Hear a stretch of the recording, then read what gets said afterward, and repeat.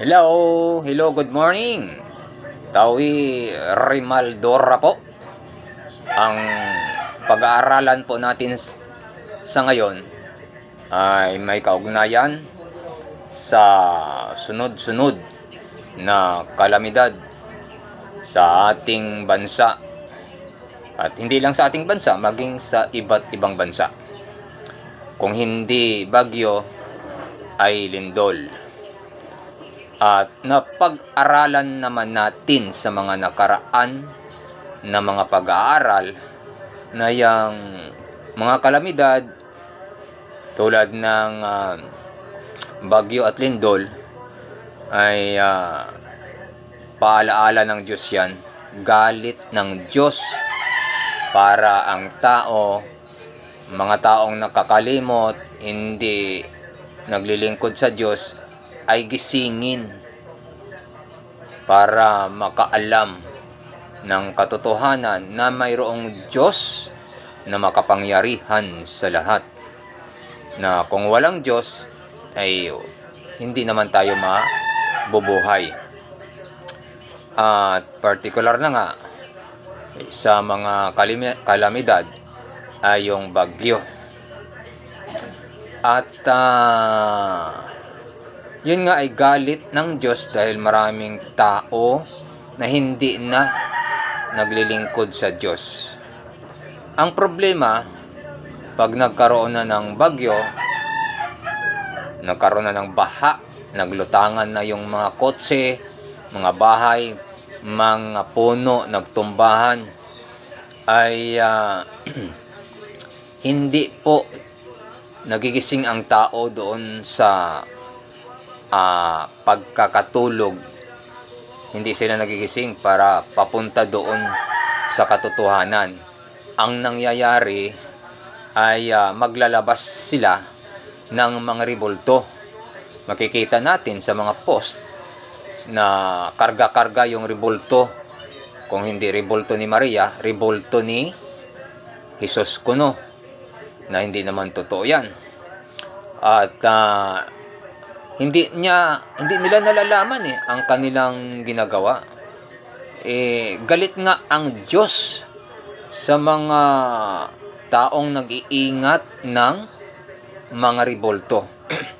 Napag-aralan natin yan sa nakaraan na yung mga rebulto ay di makakagawa ng mabuti o kasamaan man. Pero makikita natin sa mga post na dahil may baha, karga-karga yung rebulto, iniligtas niya yung kanyang rebulto dahil kung hindi niya iniligtas yun ay maiaanod. Yun po yun. Baliktad po. Ang magliligtas yung sinasamba mo, hindi yung ikaw na nagsasamba ay ikaw magliligtas sa iyong poon. Baliktad po. Hindi ka maliligtas ng rebulto. Kahit anong alaga mo dyan, rebulto pa ang ililigtas mo. Yun ay hindi po yun naisip kasi nabulag na At may mapapanood din tayo na habang malalim ang baha ay makikita natin sa mga post na doon sa alapaap ay may lumitaw na Kristo kuno. Diyan tayo maliligaw Bakit? Ay hindi sa ganung paraan ang pagpapakita ni Kristo. Dahil ang pagpapakita ni Kristo ay hindi binanggit, hindi sa ganung paraan, kundi kasi may nagsasabi na madadaya kasi tayo. Dahil pag malapit na yon, maraming magsasabi na si Kristo, yung Panginoon, ay andon sa ilang, andon sa mga silid. Yon, pandaraya po yon, pero hindi sa ganong paraan natin mapakikita ang Panginoon. At saka pag nangyari yon, pag dumating na yung panahon na yon, na pagdating ni Kristo ay ano ang mangyayari? Yun na yung panahon na ang tao na mga patay ay bubuhayin na para hukuman. Yun po yun. Kaya wala pa pong tao sa langit. Bubuhayin pa lang. Pag nabuhay na yung mga patay, ay haharap sa hukuman ng Diyos kasi magkakaroon ng paghatol. At pagdating ng panahon na yon na ang Panginoon ay bumalik na, ay makikita siya ng lahat ng mata. Yun po yun. Pero hindi ba kayo nagtatanong kung paano siya makikita ng lahat ng mata? Paano kung sa Israel bumaba? Hindi mo makikita sa Pilipinas. At kung sa Pilipinas naman siya bumaba, ay hindi makikita sa Israel. Kasi kung nasa kabilang mundo ka, sa kabilang mundo bumaba si Kristo, hindi siya makikita ng lahat ng mata.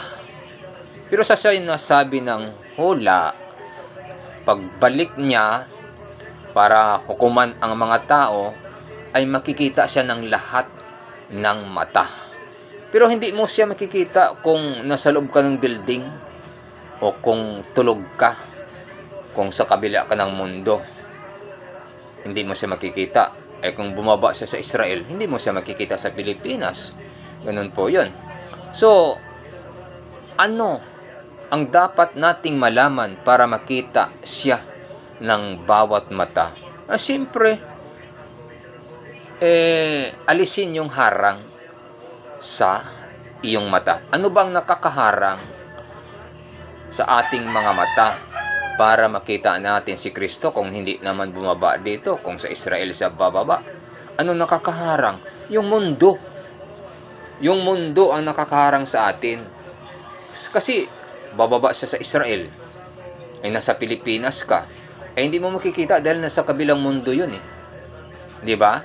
So para makikita siya ng lahat ng mata, dapat alisin yung harang. Alin? Yung mundo. Sinabi yun na itong mundo na ito, itong earth ay mawawala sa tao. Hindi mo na ito maaapakan, pati yung langit. Yun po yun. O di wala nang harang. Wala nang harang sa'yo, makikita na siya ng lahat ng tao. Kasi wala na yung mundo na nakaharang. So, saan nakatungtong yung tao? Wala. Nakalutang na lang yung mga tao sa hangin. At masusumpungan na lang yung mga tao na sa hukuman na ng Diyos para hatulan. Doon na malalaman mo kung saan ka, kung itatapon ka sa impyerno, kung hindi nakasulat sa aklat ng buhay ang iyong pangalan. At magbasa nga tayo dito sa Apokalipsis 11:7. Ito po ang nakasulat. Makikita natin kung ayan yung may ano na yun, may itim na yan, no? Ayun, no? Anong sinasabi diyan?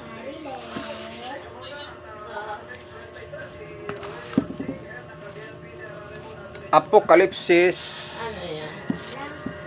1:7. Narito siya'y pumaparitong nasa sa mga alapaap. Makikita siya ng bawat mata at ng nangagsiulos sa kanya. At ang lahat ng mga angkan sa lupa ay magsisitaghoy dahil sa kanya. gayon din siya nawa. Yun po yun. Nakita nyo na kung paano siya, ano ang mangyayari sa muling pagbalik niya. Yan po yun. At saka sa 20:11 ng Apokalipsis pa rin, ganito naman po ang ating mababasa. Yan.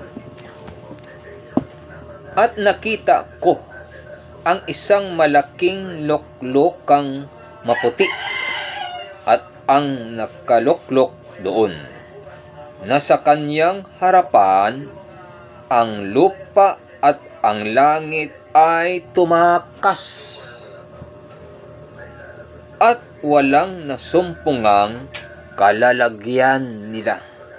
Yun po, sa 20:15. At kung ang sino man ay hindi nasumpungang nakasulat sa aklat ng buhay, ay ibinulid sa dagat-dagatang apoy. Dagat-dagatang apoy, yun na po yung impyerno. So, sa ating mga binasa, pagdating ni Kristo, yun na yun pag buhay ng mga patay para humarap sa hukuman, hatulan. Yung hindi nakasulat sa aklat ng buhay ay itatapon sa dagat-dagatang apoy. Yung pagbubukod-bukod yun, napag-aralan na natin yung tungkol sa pagbubukod-bukod. Yung sa kaliwa, yun ay itatapon sa dagat-dagatang apoy na siyang impyerno. Yung sa kanan, yun naman ang mapupunta sa paraiso. Yun po yun. Sana wag tayong maniwala doon sa mga post na napapanood natin na may lumilitaw sa alapaap na Kristo kuno. Diyan tayo maliligaw eh. Sa ngayon ay buwan ng kapistahan ng malapit na ang kapistahan ng mga rebulto. January pa naman yun. Magpipista sa Aklan, Santo Niño. Isasayaw yung mga rebulto. Sa Cebu, ang laking rebulto, Santo Niño de Cebu. Yun na. Sa halip na iwanan na yung pag-iingat ng mga rebulto, ay lalo pang dumarami ang mga rebulto na ipinagpipiesta, at marami pa ang naluloko. Mapapanood natin sa mga post na mayroong mga Maria, may mga Santo Niño, at sasabihin na mag-thank you ka naman kay Mama Mary. Yun, inuutusan pa yung viewers. Diyan po tayo madadaya. Kung tayo po ay talagang nagsisikap na makarating sa katotohanan, at ay iwanan na natin dapat yung mali na pananampalataya. Kasi sa ngayon maraming mga nangangaral. So hindi mo malalaman kung sino sa kanila ang nagsasabi ng totoo. Para hindi ka madaya, magbasa po ng Biblia. Yung sinasabi ko, suriin nyo kung nakasulat ba. At kung alam na natin ang totoo, iwanan na natin ang mali para tayo ay maging dapat sa Diyos. Yun po lamang mga kapatid. Marami pong salamat sa Diyos. Ako po si Tawi Remaldura.